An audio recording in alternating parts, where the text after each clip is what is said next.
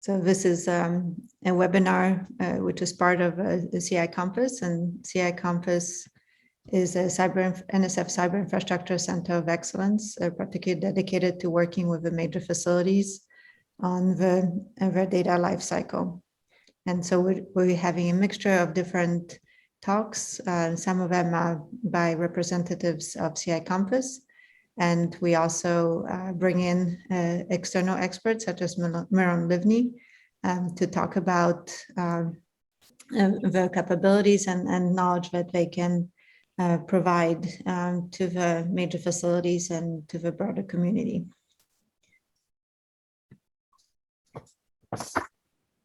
All right. So it is my pleasure to introduce Miron Livny.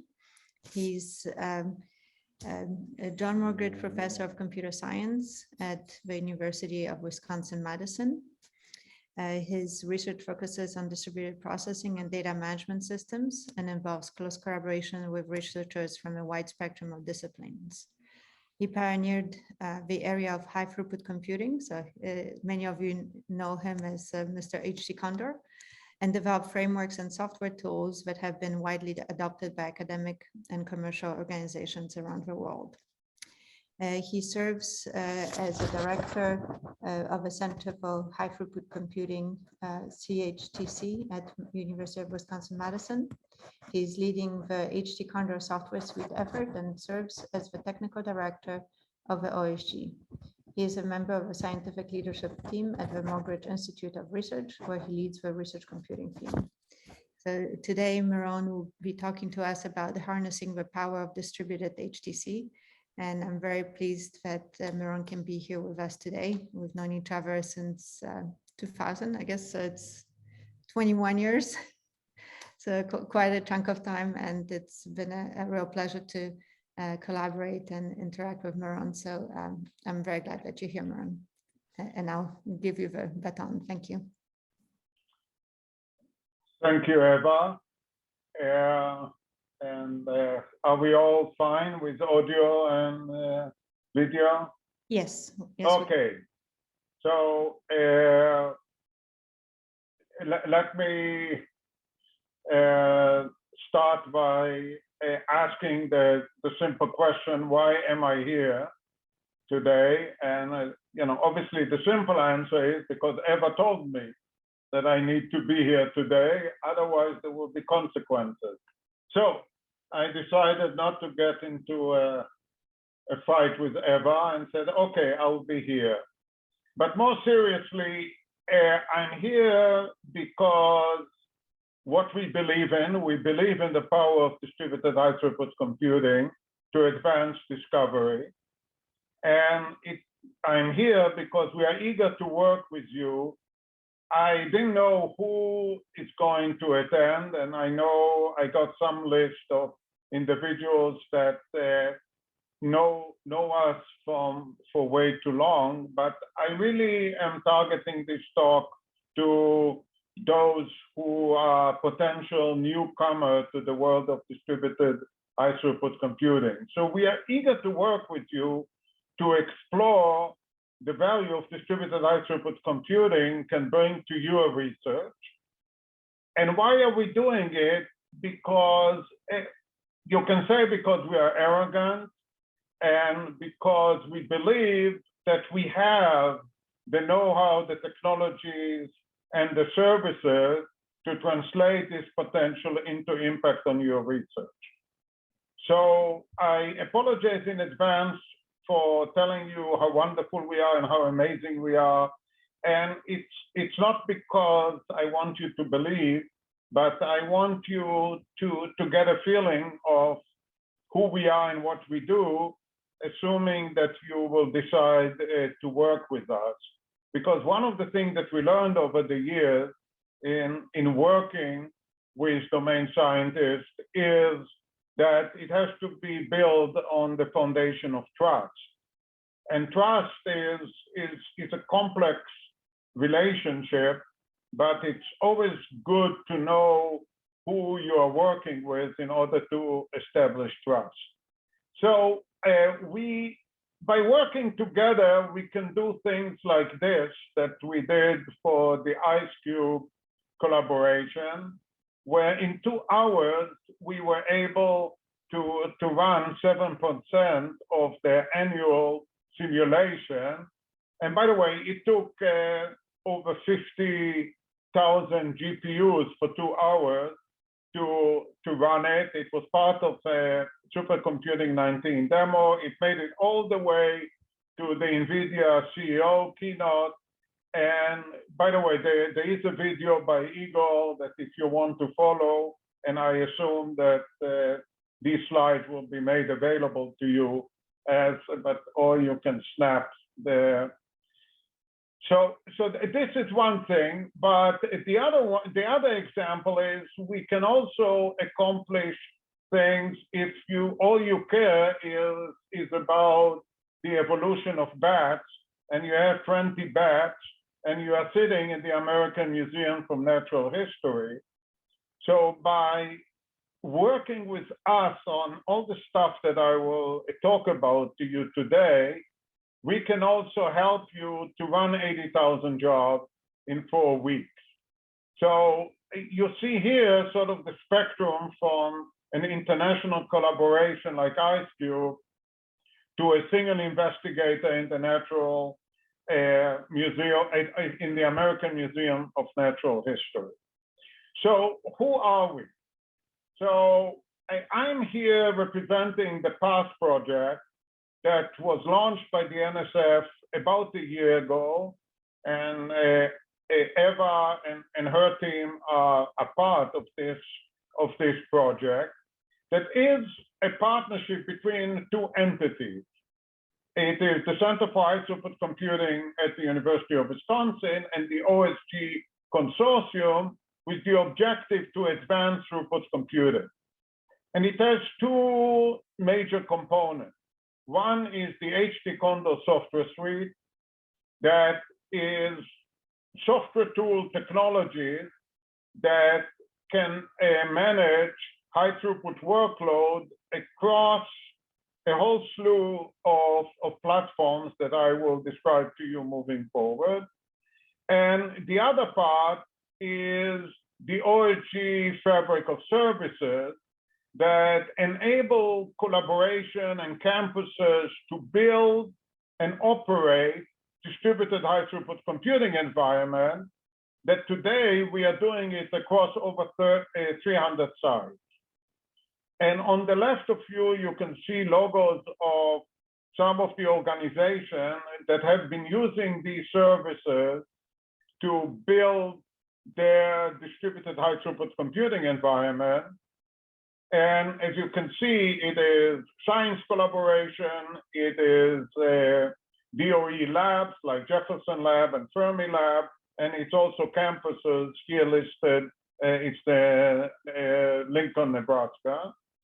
And I want to emphasize, because that is important to how we are all moving forward, that what we do is aligned with the NSF cyber infrastructure ecosystem. And here's a slide from the presentation of Manish Pashar, who is the director of the Office of Advanced Cyber Infrastructure at the NSF, where he presented the vision of the NSF on how we are moving forward in terms of creating a national cyber infrastructure ecosystem.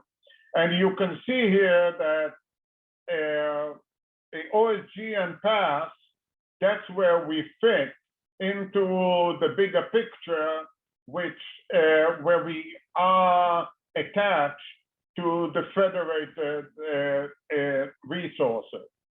And being part of this vision also means that you become part of solicitation.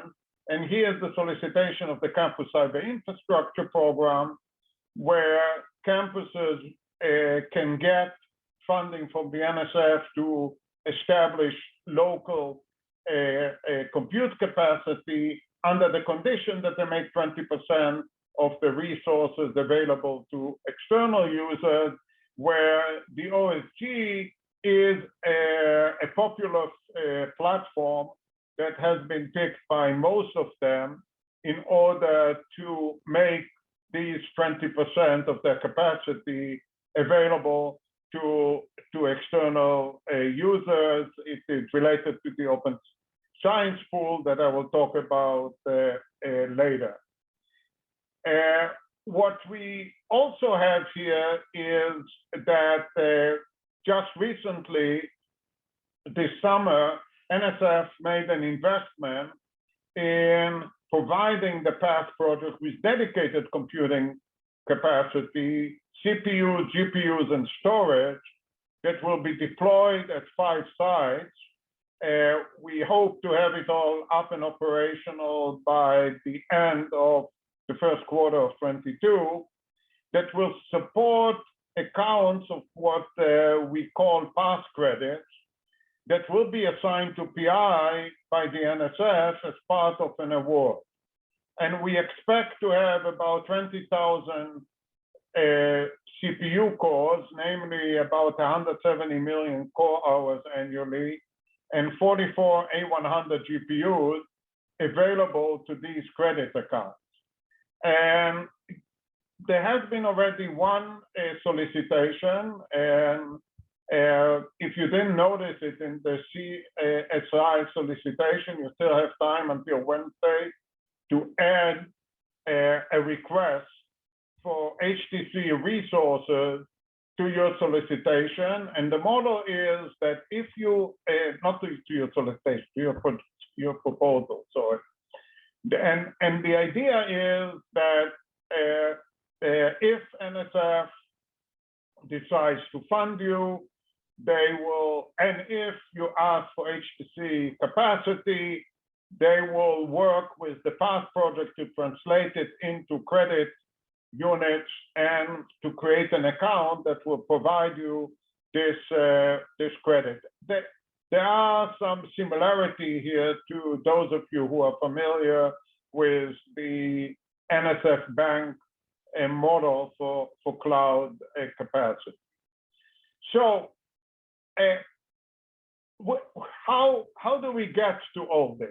And it's driven by our vision that distributed high throughput computing and research computing facilitation, that I hope I will have some time to talk about it towards the end, are powerful enablers of scientific discovery. And it's always nice to see the National Academy of Science agreeing with you on your vision. And in a report that they released about 4 years ago, they stated clearly that many fields today rely on high throughput computing for discovery. So that's the vision. And let me show you how the two partners of PATH fit into this vision. And I will start with the OSG Consortium. And this is the statement of purpose of the consortium. It is to advance open science with distributed high throughput computing. And obviously, by advancing the open science, we also want to advance the state of the art. And this is really a feedback process. Some people call it translational computer science, but that's the basic idea. And who is this OSG Consortium? For those of you who are not familiar with it, it was established 16 years ago, not as long as Eva and I have been working together, which just reminds me that it's already 21 years, but getting close to that. And it is governed by a council. And by the way, IceCube and LIGO have a seat at this council. And the consortium members, that we actually call them stakeholder, it's a unique set of stakeholders because it has research collaboration, it has campuses, it has software providers, and it has providers of computing capacity, storage capacity, and network capacity.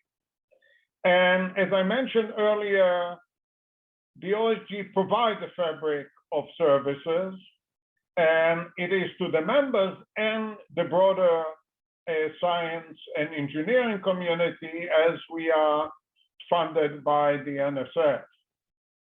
It's important to know that while the members own and operate resources, the consortium itself does not own or operate any resources. So even the resource that I mentioned to you earlier that now NSF established for the past credit are operated and managed by the past project. They are not part of the consortium. And the council elects the OSG executive director, who appoints an executive team, and together they manage all the contribution of effort that comes to the consortium. And today, most of this effort is coming from the past project. The Center for High Throughput Computing was established a year later by the University Academic Planning Committee at UW-Madison, and it's committed to the same basic idea of bringing the power of high throughput computing to all fields of research, and at the same time allow the future of high throughput computing to be shaped by insight from all fields of research. And it is located at the Computer Sciences Department, and it's part of the recently formed Compute Data and Information School, CDIS, at the University of Wisconsin-Madison. So we are coming from a computer science perspective, and we are driven by principles of distributed computing.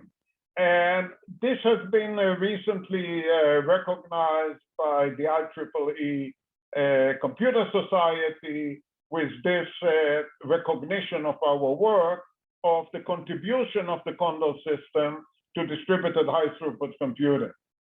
And the reason for that is that our work is anchored on a publication from 1978, which is about the time that I started my PhD, where Philip Enslow, at the time at Georgia Tech, articulated the power of distributed processing systems. And as you can see in this list, that dates back even longer than Eva and I know each other, it lists all the wonderful things that we want to see today. And obviously you can ask yourself the question, how comes if we knew all this in 78, how comes that it's still eluding us and we are still chasing it?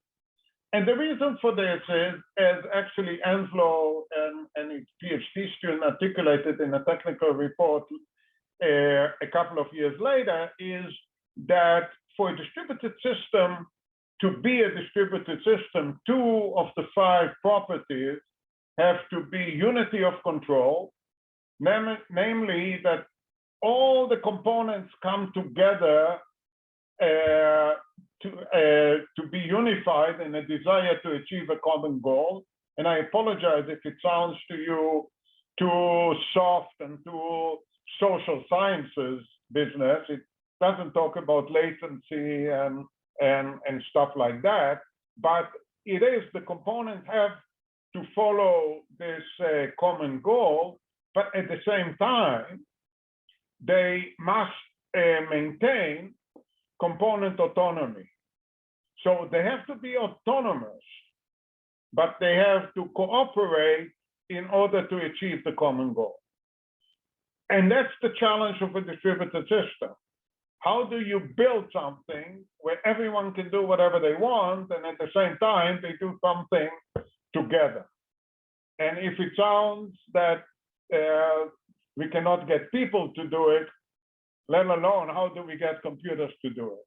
So that is something that has been continuously driving us, and I will strongly encourage you when somebody comes to you with whatever is the latest, greatest new buzzword on, and they say this is a great idea, check whether there is a component autonomy and check whether the elements really are moving towards a common goal. And it's a trade-off that you will have to find the right trade-off for your environment.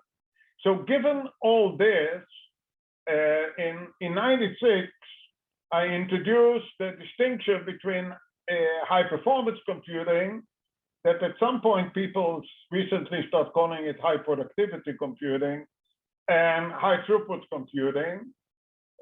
Started at NASA and then at CERN.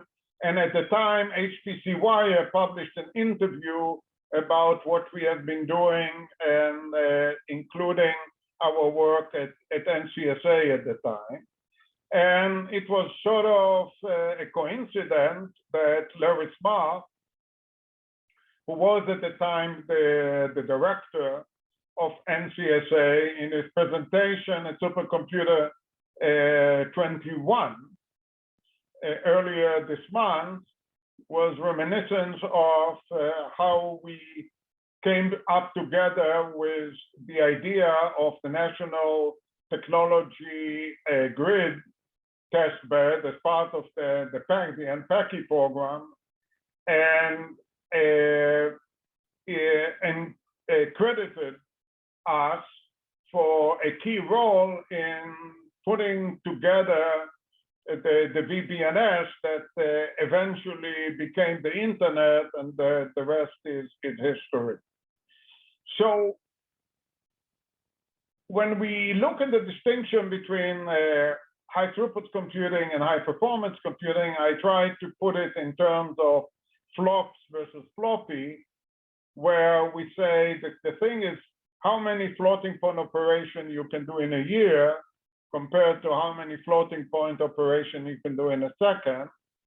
And it's obvious that when you look at the sustained behavior of many jobs and on many distributed resources, automation becomes a cornerstone of what you are doing.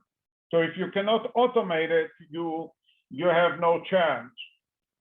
So investing in the automation and thinking about the automation and thinking about all the things that can go wrong, it's critical for high throughput computing, where it is not what is typically the concern when you're counting the flops. And as a result of this, we stressed in the famous grid book that the main lesson that we learned from high throughput computing that we believe has to be maintained and sustained as we are moving forward with any of these computing environments is that we have to focus on mechanisms. That the key to our success is robust and dependable mechanism. Whereas we like to focus on policies, but policies are relatively an easy problem when you have good mechanisms, and policies are useless if you don't have mechanisms to implement them. So this is a message that unfortunately is not always well received and followed, but I would like to include this in the lesson of this presentation today. So the OSG fabric of services is designed to scale, to be trustworthy, and support reproducibility. And we do it by organizing the services under three elements. In order to get to all this, and part of the reason why I'm here today is community building. So we have to create services that help the community to come together. We have to provide services to do research computing facilitation, which is how do we translate the potential of high throughput computing to impact on science, and we have to operate the whole thing. So if you look at the entire fabric of OSG services, we claim that we do annually over 2 billion core hours, as I mentioned earlier, across 300 sites across the world, because it includes also the LHC sites that are spent around the world. But actually, I should not say just the LHC site, the LIGO sites, and also the IceCube sites are a part of these 300 sites. And we are also maintaining data caches of 200 terabytes that are located at 17 locations across the world. And I hope I will have time to also make some comments on where we are on the Open Science Data Federation. So who benefits from our services? And one group are organizations that want to build and operate a distributed high throughput computing environment. If you're part of an organization, you live in your own world and you say, but I need to put together all these resources because I want to support high throughput computing across all these resources. We believe we can offer you something. We also help organizations that say, hey, we feel that we want to make some of our capacity, whether it's because we have excess capacity or because NSF told us to do so, with external researchers. Can you help us to make it happen? And last but not least, we help researchers, whether, as I showed you earlier, you're located in a museum, or you're located on a campus, or you're located at a lab, that have high throughput computing workloads and have access either to local resources, to remote resources, to HPC allocations, or to commercial cloud credits. So in all these cases, if you have the HPC and you have access, we want to bring these things together. And in order to do it, we sort of divide the world in terms of our effort into 3 groups. One is working with campuses, and that includes single PI projects that are located at campuses. We are also working with organizations like LIGO and like IceCube that are multi-institution, that the focus of the interaction is with the collaboration, not with the members of the collaboration. And then part of it is also because of funding line. We have the LHC experiments that they are sort of an element on its own, although there is quite a bit of synergy of technologies and know-how that goes across these 3 communities. So one of the distributed high throughput computing entities that we are managing is actually a service that uses our services. So we established the Open Science Pool as a service to allow campuses and organizations to make the capacity of their resources available to the open science community. And as I pointed out earlier, any such contribution to make it a true distributed system, they have to manage autonomously with their local policy. So we put it all together into an HTCondor pool that serves as a fair share source of high throughput computing to researchers. and it is integrated with the Open Science Data Federation. So this is one out of several of these systems that are being put together with the services that are provided by the Open Science Grid Consortium. And I know that there are a little bit too many terminologies here, but this ecosystem is by no means simple. So here are some numbers on what happens in the Open Science Pool in 1 week.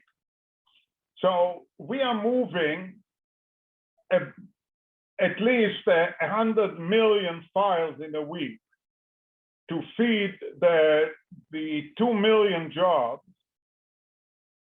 that were placed by more than 60 users from 40 projects on 10 access points. I will talk more about the access point. The access points are the place where the researcher places their workload, and then it goes into the Open Science Pool. We are using more than 40,000 cores that are placed at more than 60 sites. And we deliver a total of 3 million core hours. So you see here that the average core hours per job is in the 1.5 hours. So that can give you a sense of the workload that is being served. But as I pointed out earlier, I'm sorry.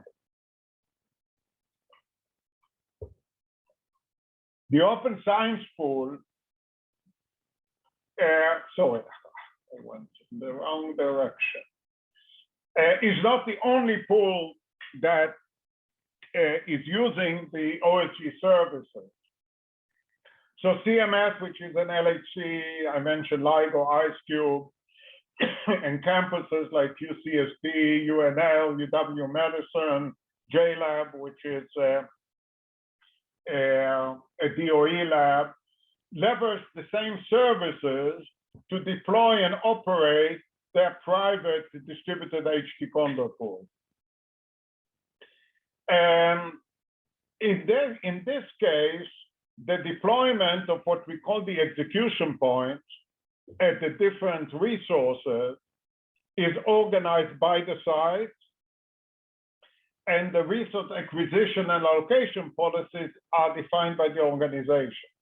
So this is a private distributed HTCondor pool that is using the OSG services to run the workloads of the organization.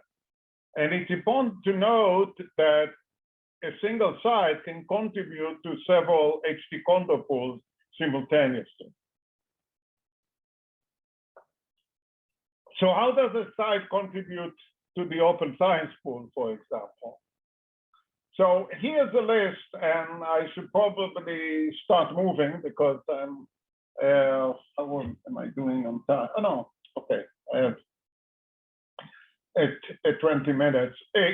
That when a site in the federation wants to join the Open Science Pool, all it has to do, it has to start running an execution point and has to make sure that the execution point can establish trust with the HTCondor pool that it wants to join.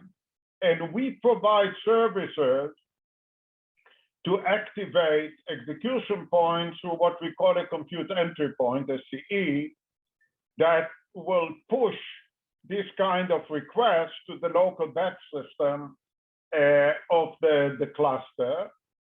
And we provide what we call a factory that can automate such a remote activation. And obviously we can talk about it offline of how all this works. And in principle, although we are doing now more and more work in the case of high performance systems that have different communication policies, the execution point prefers to have outgoing network connectivity. And we also make sure that the execution points can access the Opensized Data Federation. So here's an example of a site which is an OpenStack environment that just whenever they have capacity they want to put into the Opensized pool, they launch a bunch of virtual machines or containers and run the Opensized pool execution point, and they join, and here are all the different sites that, the different applications that use the 750,000 core hours that they contributed over the time that this graph was created. And Camelon, we are doing the same thing. Another example is if your resource is a Kubernetes cluster. In this case, we have been working with the Pacific Research Platform, the PRP, that operates as a Kubernetes cluster across 35 locations. They use a different approach. They are using Kubernetes to run an HTCondor pool on the cluster, and then using a CE, we run the execution points, which are actually a Condor software, under the Condor software in the Kubernetes cluster. And that's the way that they provide a capacity. In the case of PRP, this capacity is mainly GPU capacity, and here you see close to 1 million GPU hours that were happily consumed mainly by our friends from IceCube, who are really GPU hogs. So these are the different spots that we have in the US, and as you can see, we are all over, although the Pacific Northwest, we would be happy to have more presence.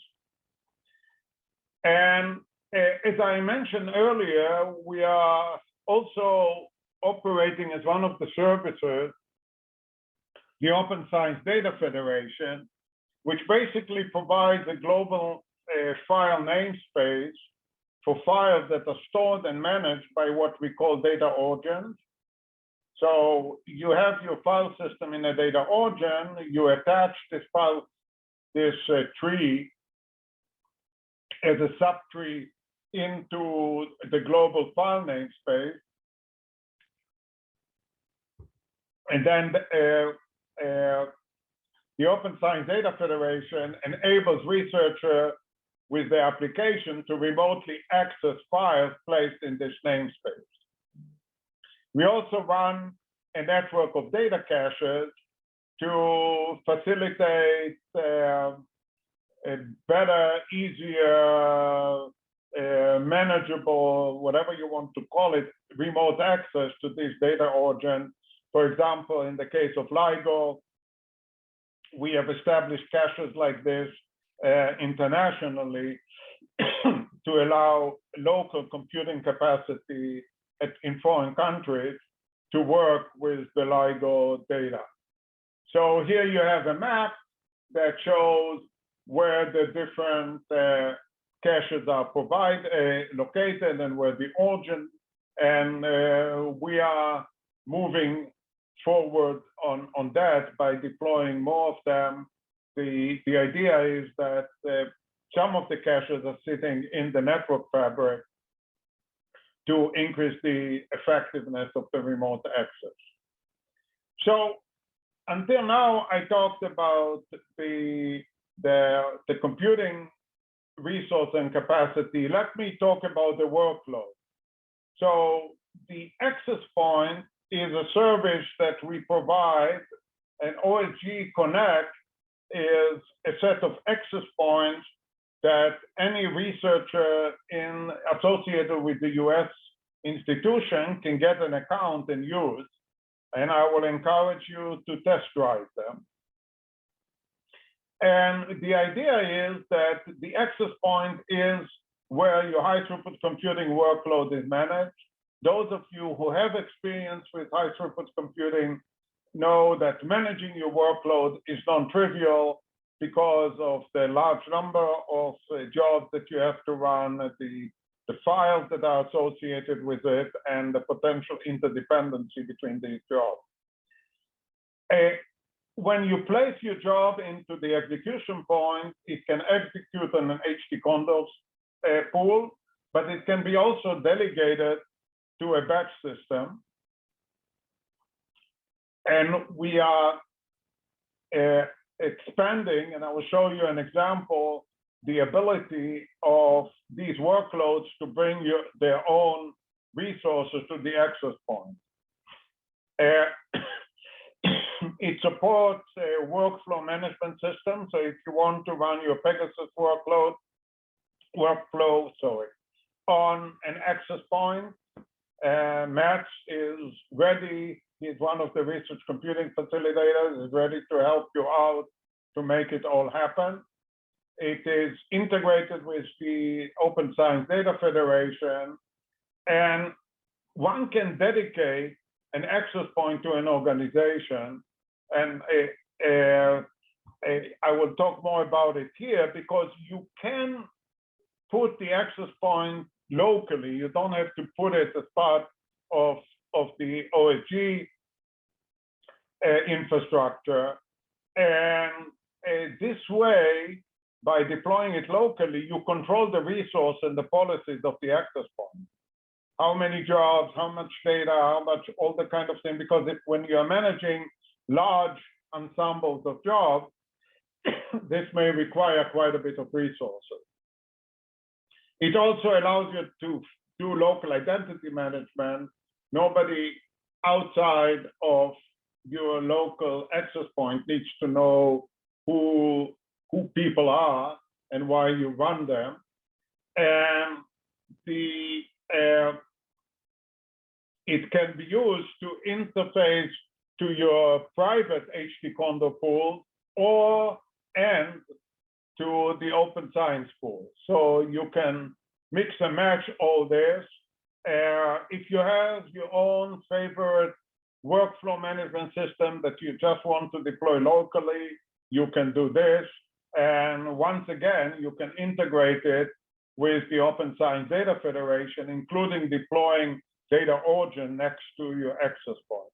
So here's an example of a pilot that we ran recently to demonstrate how this whole thing works. So a CMU researcher with a manager worker application with allocation on most of the XD resources via XRAR was our use case. So we established a path access point where the researcher placed, in this case, his manager, and through the fabric of services that is provided by the OSG, this manager had access to workers that were deployed on bridges, on a cloud bank at AWS, on Expanse, on Frontera, on the Open Science Pool, and on Stampede 2. So by bringing the allocation to the access point was able to deploy the workers out and then get the workers to serve this manager. And I added here also the pass credit that once we have this up and running, it will be included in this example. So let me see. I think it's Eva, should I leave 15 minutes to question, or should I keep talking? So we should probably leave at least 10 minutes for questions. So maybe wrap up. Okay, so I have 4 minutes. Yeah, so. Okay. I will leave you the the slide here about the research computing facilitation. We view this as a critical part of the services that we provide. Every researcher that gets an account on the on OSG Connect also gets facilitation services, and that is a topic that we can also talk and maybe have a separate talk by how do you bring all this technology to the individual researchers. So my final statement here is to offer you the opportunity to work together. We are interested in understanding the science and education computing needs. We have quite a bit of experience to help decide what kind of CI is needed to address these needs. And that's where I see us as potential, backend supporters to Compass, that by approaching Compass, they may say, hey, we know these guys and they can help you on this. And then we can identify technologies and services PASS can provide. And obviously, we are in no interest in promising things that we cannot do. But at the same time, if we realize that you need something that we don't do today, and it is within the vision and the principles that I presented today, then PASS is funded to get things like this done. So we are always interested in being influenced by what you do and what you need. So I had here 2 slides about the 51K, but I will leave you on how it all came together. And my final slide is in the same way that Archimedes said, give me a place to stand and I shall move the world. Frank, who is our executive director, said, give me a place to run an execution point and I shall run your job. Thank you. Thank you so much, Miron. This was very great.